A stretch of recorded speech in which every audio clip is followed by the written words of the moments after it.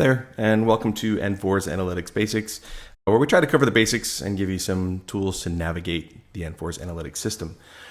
Today will be a short video, just a brief overview on how to use the map feature. On most of our dashboards come out of the box with a map feature, so I thought it was a good way to start our introduction to filtering and kind of how we can filter other items. So let's go ahead and get started here. As you can see, I've got a map on the screen. Right off the bat, I've got a few things that I can easily do. I can move my map just by left clicking and moving it around, navigating where I want to go. I've got some good information here. If I scroll over any of these dots, you can see I've got how many incidents were at the specific latitude and longitude.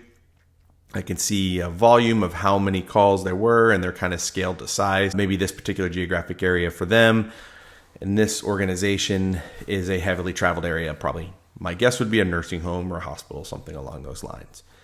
The next thing we're going to cover is just these tools up here on the left and how they work. So one easily explainable one would be the zoom out and zoom in. You can see here if I click on the minus sign, I can zoom out.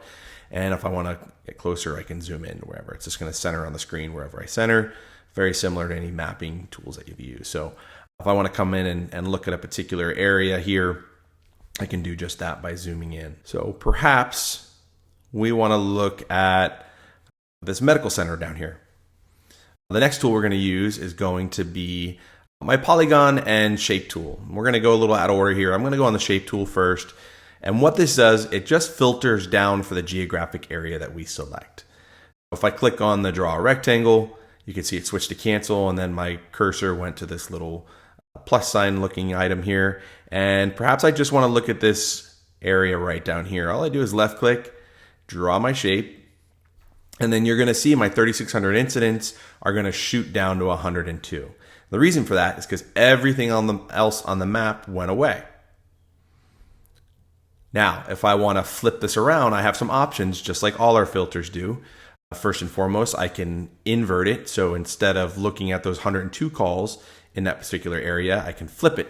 Say I want to look at everything but that geographic area.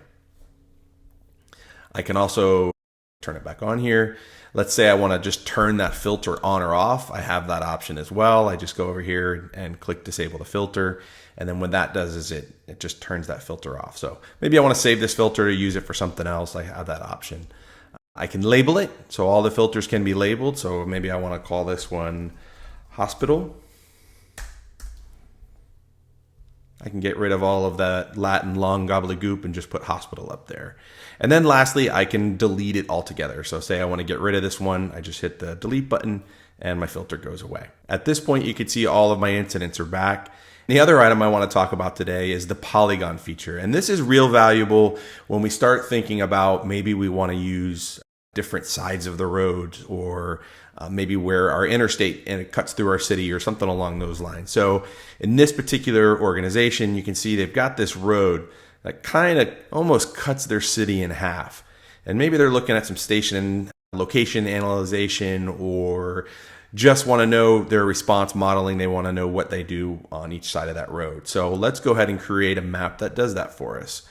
So what I'm going to do here is I'll position my map, and then I'll grab my polygon here. I just click on that. You can see the same thing. I get my options there. And let's just follow this road. Let's follow the road. And it doesn't have to be perfect for training purposes today. I'm sure, we could get deep in the weeds with how far this goes, but you guys will get the idea here of what we're looking to do. So if I want to go a little further, I can click and drag that way. And let me do as such. And then maybe I just want to see everything that's, I don't know, it looks like, for lack of a compass here, we'll say that it looks like everything west of that road is what we want to look at. So now that I've created that, I can go over here. Maybe we want to get these few calls over here. Now that we've created our shape, I just click on my first point, and you'll see now we have something that shows us the 796 calls that we have on this particular west side of this line that we've created. And if we flip it, we can see that we're going to get everything on the east side of that line we can created. So for this particular area, now granted it was a slice that we grabbed. The slice is much smaller than here. You can see there's many more calls on this side as opposed to the other. So that's a very basic way that we can use the polygon tool to divide our city up, maybe look at some different variables that we want to account for in our data set. The important thing to remember is once we do that and we've created this filter, all of our items, our turnout times, our total event times, our incident types, all of that good stuff is married to this filter. So it's a good way to get a good data set for a particular geographic area. I hope this helps. And as always, there's a link to PDF instructions below. Thanks and have a good day.